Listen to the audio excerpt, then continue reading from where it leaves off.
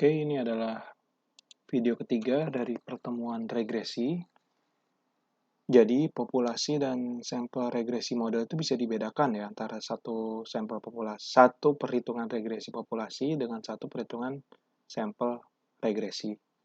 Jadi, contohnya adalah yang seperti di gambar. Dari 6 total populasi, ada 6, diambil 4.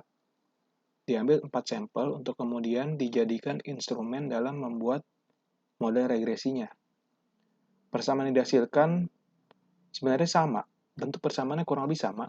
Seperti ini dan seperti ini. Akan tetapi dia berubah notasinya. Di mana apabila dia populasi regresi, maka tidak pakai topi.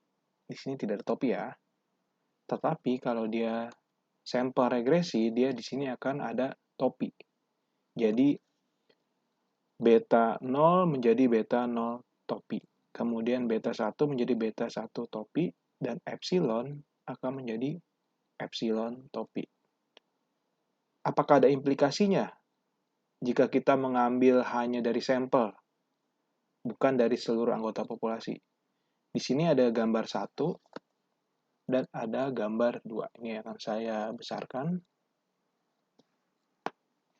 Jadi gambar 1 ini adalah model regresi menggunakan data populasi, dan gambar 2 adalah model regresi yang hanya menggunakan sampel.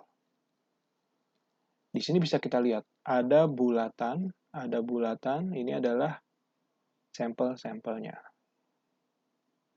Ada 1, 2, 3, 4, 5, dan 6. Jadi ada 6 populasi yang semuanya dihitung untuk menjadikan sebuah model regresi. Akan tetapi di gambar 2, dari 6, hanya diambil 4. 1, 2, 3, 4. Beda ya, ini semuanya diambil, dan yang ini semuanya diambil.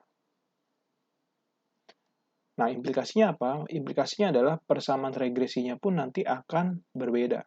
Akan berbeda karena nilai variabel yang diobservasi juga berbeda. Di gambar 1, semua terobservasi ya, semua terobservasi, tapi yang di gambar 2, ada 2 sampel yang tidak terobservasi. Maka nanti ketika dihitung ke dalam persamaan ini, maka persamaan regresinya pasti akan berbeda pula. Seperti itu. Nah, tadi teman-teman sudah melihat banyak sekali diagram, itu adalah namanya diagram pencar atau scatter plot. Jadi metode diagram pencar ini merupakan metode perkiraan dari data hasil observasi atau data penelitian yang kita ambil secara empiris. Jadi kita ambil benar-benar menggunakan percobaan atau menggunakan data sekunder yang kemudian digambarkan dalam sebuah diagram sumbu mendatar dan diagram sumbu tegak, absis dan ordinat, di mana X itu adalah variabel bebas dan Y adalah variabel terikat. Jadi, jika letak titik dalam diagram pencar itu membentuk pola garis lurus atau menyerupai garis lurus, maka dapat diperkirakan persamaan yang dibentuk antara X dan Y ini adalah persamaan linear. Tetapi jika titik-titik itu membentuk pola garis lain, atau mungkin nanti agak melengkung ke arah atas atau melengkung ke arah bawah, maka dapat diduga persamaan garis itu bukan adalah persamaan linear. Ini ada contoh diagram pencar antara biaya transportasi. Ini adalah sumbu Y, atau ini adalah variabel dependent, dengan sumbu X atau variabel independent. Ini adalah yang diobservasi, data-data yang diobservasi.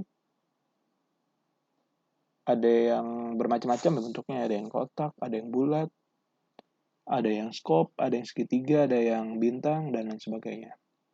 Nah, ini kalau kita lihat polanya, kecenderungan polanya, dia akan membentuk garis lurus.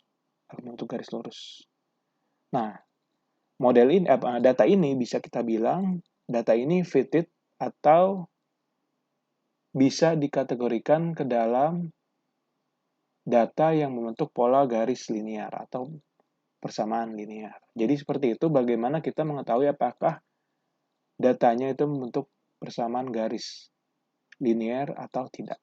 Nah, bagaimana implikasinya kalau datanya tidak membentuk persamaan garis linear? Misalnya dia datanya kayak gini. Atau dia datanya gini. Nah, disarankan atau dianjurkan data tersebut tidak bisa dihitung menggunakan persamaan model linear apabila dia tidak membentuk garis linear. Ada yang bentuknya kayak gini, dia bisa kita bilang persamaan eksponensial. Ada juga yang bentuknya kayak gini, bisa juga kita bilang sinusoidal, dan sebagainya.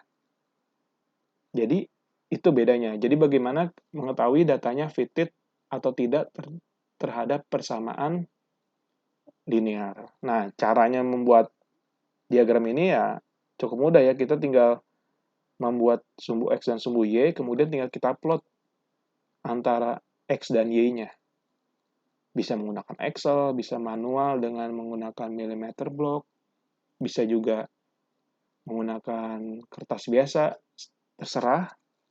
Tetapi sebelum kita membentuk atau membuat menghitung regresi, kita harus tahu apakah data tersebut fitted atau tidak terhadap persamaan linear atau persamaan garis yang sifatnya linear. Kalau bisa, kalau ya dia membentuk pola yang agak linear, cukup linear, maka kita bisa melanjutkan ke perhitungan lebih lanjutnya. Kalau tidak, ya berarti persamaan tersebut tidak bisa dihitung menggunakan persamaan linear.